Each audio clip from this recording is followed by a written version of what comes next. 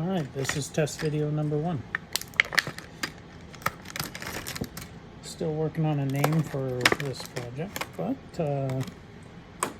today we are assembling a Skitarii Marshal.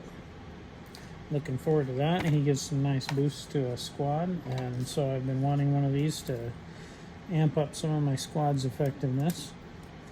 And looking forward to seeing how he performs in the field. Anyway, first thing we're going to do is get to clipping, and then we'll clean the models up, or excuse me, clean the model up, and we will start assembly. As you can see, we got everything cut out. I always take a second look at the sprue just to make sure I haven't forgotten anything. And then I set that aside. I don't throw it away just yet until my model's fully assembled. Sometimes some of the bits can be really tiny on these things, and boy, if you're not paying attention and you're going too fast, you can overlook something. Next thing you know, you're running through your trash bin looking for some piece that you accidentally threw away. So anyway, there's my pieces. Sorry about my messy workstation here.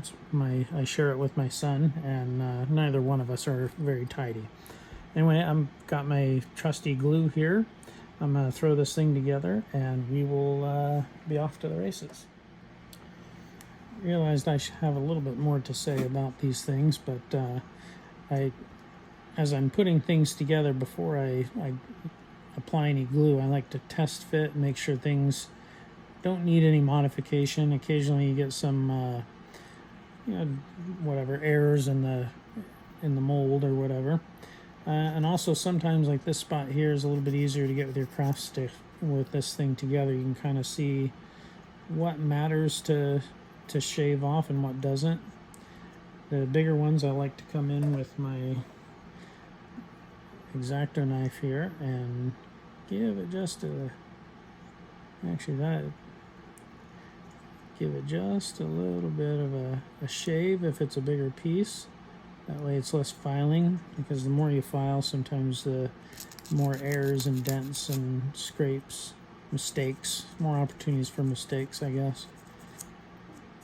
And there. As you can see, it probably looks a little bit scratchy here. I don't know if I can get this to focus, but it still looks a little bit scratchy, but it'll be smooth enough. Once you get primer on it, you won't notice that.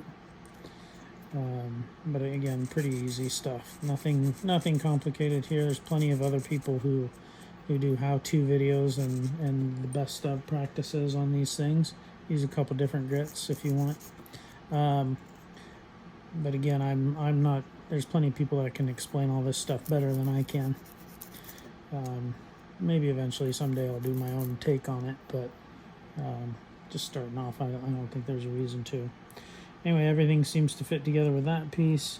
I'm going to move on and keep cleaning up, and then I'll get everything assembled, and we'll come back. Ran into a little bit of a snafu here. As you can see, we got quite the little gap. In order to fill these, if I push this side down, it's hard to see, but there's a gap up here that's created. I've tried shaving and I've tried cutting a little bit, and if you push that too far, you're going to end up with a bigger and bigger gap. But it's good to know a little bit about physics and geometry and everything in that, but just because, like, there was a little nub here that I was basically fulcruming, acting as a fulcrum to lever.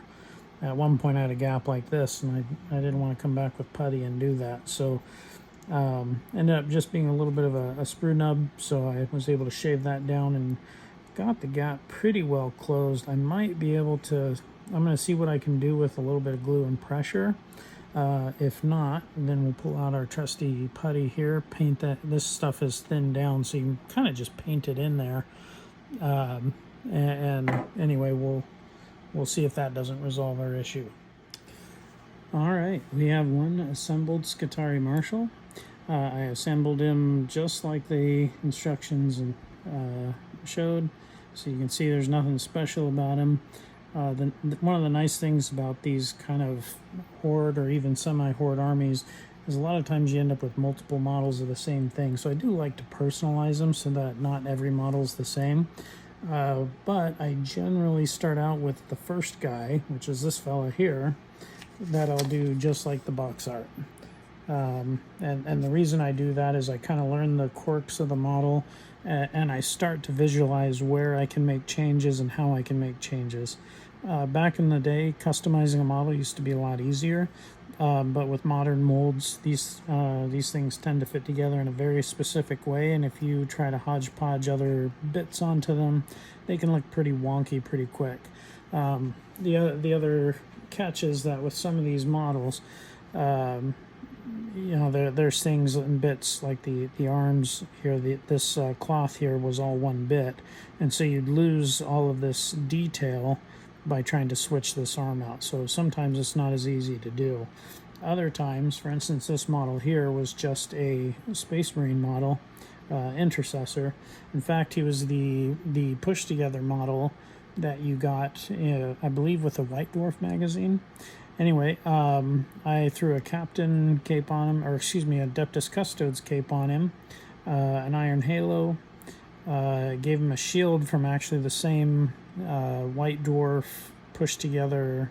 I can't remember what the fantasy models are called, but anyway, that's a shield from that, and basically turned him into a Sword Brethren. I will need to put him on a bigger base because I think the Sword Brethren have the next size base. In fact, I do have one sitting over here. As you can see, he is similar size to him, maybe not quite as detailed, but he does have the bigger base. Anyway, so similar setup though. It's got the heavy pistol. He's got a sword down here, a shield. So he'll fit right in as a customized fellow, maybe even, you know, like some sort of sergeant type character or something like that. Anyway, that's it for today, and we will see where we go on our next video.